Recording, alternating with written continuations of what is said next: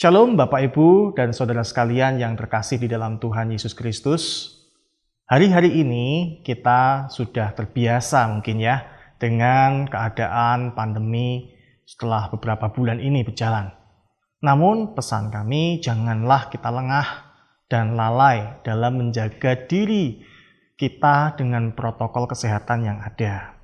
Dan jangan lupa untuk menjaga hati dengan firman Tuhan. Dan sebelum kita membaca serta merenungkan firman Tuhan, kita akan bersatu dalam doa. Mari kita berdoa.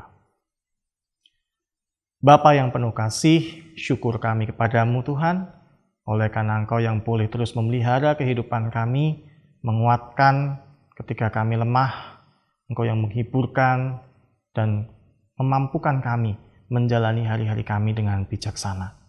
Melalui firman-Mu, biarlah kami belajar untuk hidup bijaksana, sehingga sungguh apa yang boleh kami lakukan berkenan di hati Tuhan.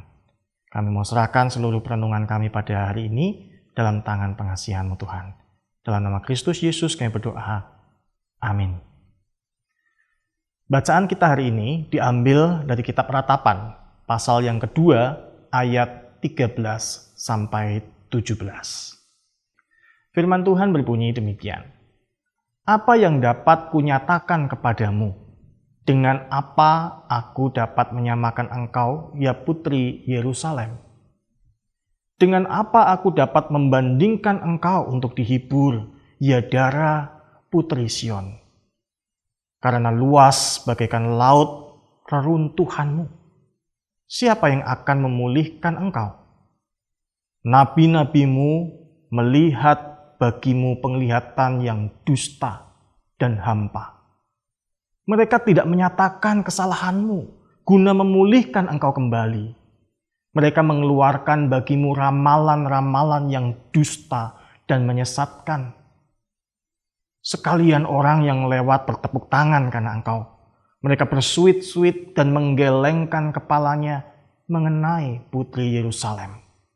Inikah kota yang disebut orang kota yang paling indah, kesukaan dunia semesta?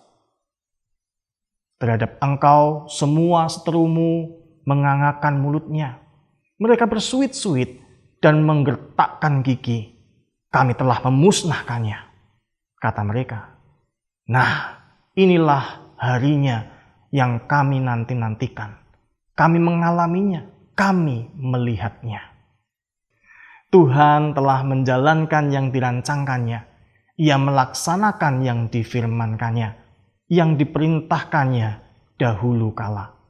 Ia merusak tanpa belas kasihan. Ia menjadikan si seteru senang atas kamu. Ia meninggikan tanduk lawan-lawanmu. Demikianlah firman Tuhan, berbahagia kita yang boleh mendengar serta hidup di dalam firman Tuhan dan melakukannya. Bapak Ibu, saudara-saudara yang terkasih di dalam Tuhan Yesus Kristus, bacaan kita menggambarkan sebuah masa di mana bangsa Israel mengalami kehancuran yang sedemikian hebat.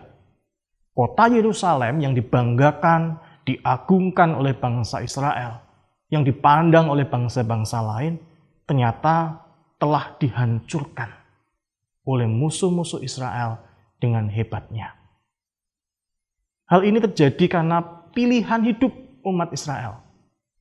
Ketika mereka lebih suka mendengarkan suara nabi-nabi palsu ketimbang suara Tuhan melalui nabinya yang benar.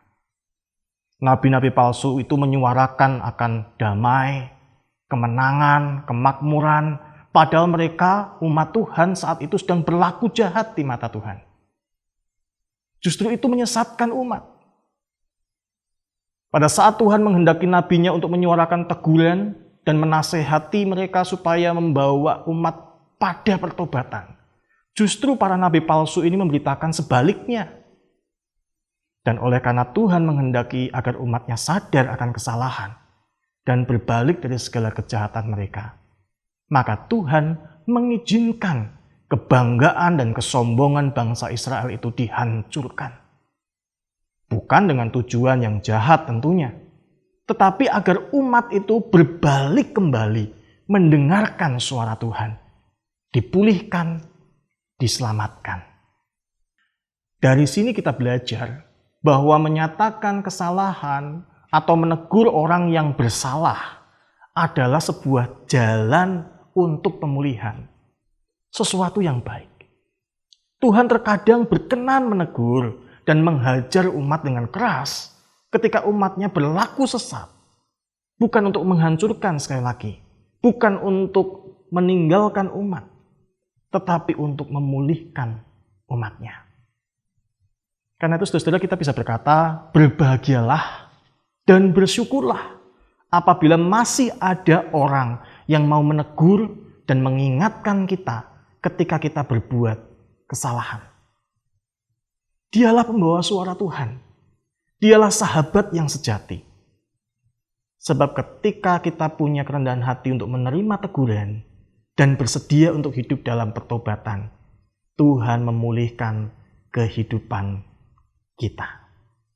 Memang ditegur atau dinasehati itu terkadang menyakitkan, tetapi lebih baik bagi kita untuk ditegur oleh seorang sahabat, bahkan seorang yang mungkin seringkali memusuhi kita, ketimbang menerima teguran Tuhan sendiri. Dan itulah yang berulang kali dialami oleh bangsa Israel. Mereka ditegur oleh nabi-nabi namun tidak mendengarkan.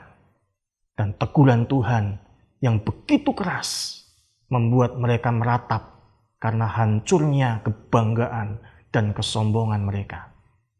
Bahkan mereka tertindas, diejek oleh bangsa-bangsa lain.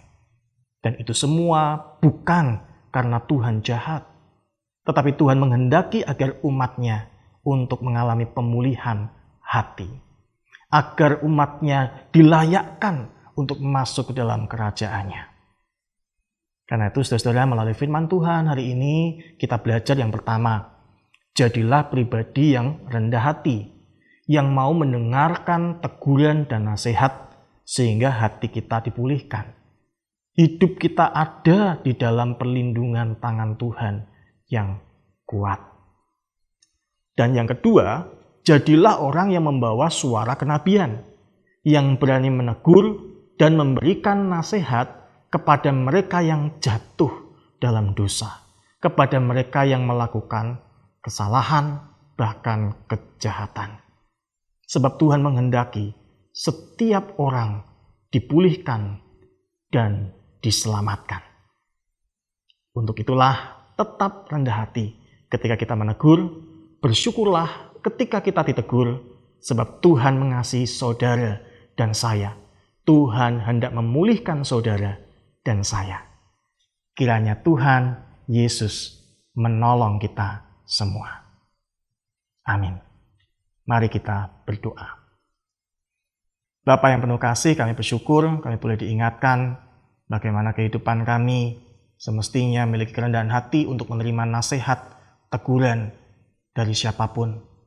Ketika kami berbuat salah, biarlah kami dengan kerendahan hati boleh menerima teguran-teguran itu dan menjadikan kami orang-orang yang bersedia untuk memeriksa diri, memperbaiki diri, hidup dalam pertobatan. Ketika kami melihat ada saudara kami yang berbuat kesalahan, dosa di mata Tuhan, biarlah kami juga boleh diberi keberanian untuk menegur, menasihati mereka dalam kasih Tuhan. Sehingga sungguh Tuhan, kami boleh melihat pemulihan terjadi dalam diri kami, juga di dalam sesama kami. Terima kasih ya Tuhan Yesus. Saat ini kami juga berdoa, biarlah kiranya tangan pengasihan Tuhan yang memberkati para pemimpin negeri Indonesia ini, bangsa Indonesia, dimampukan kiranya untuk dengan penuh hikmat memutuskan yang terbaik untuk kehidupan bangsa ini. Biar Tuhan yang mampukan kerukunan terjadi. Engkau berkati seluruh rakyat Indonesia untuk dapat saling mendukung, sebab sungguh apa yang Tuhan kehendaki adalah kehidupan yang penuh damai dan sejahtera Tuhan, saling mengasihi satu dengan yang lain. Kami serahkan juga para perawat, dokter, mereka yang harus bergumul melawan sakit penyakit, Tuhan pun yang juga boleh berkati satu persatu, sehingga yang sakit ya Tuhan kami mohonkan kesembuhan, dan bagi mereka yang merawat Tuhan berikan kekuatan dan kesehatan. Terima kasih ya Bapa buat segala kemurahan-Mu. Kami serahkan seluruh kehidupan kami dalam tangan pengasihan Tuhan Yesus Kristus. Amin. Tuhan Yesus memberkati.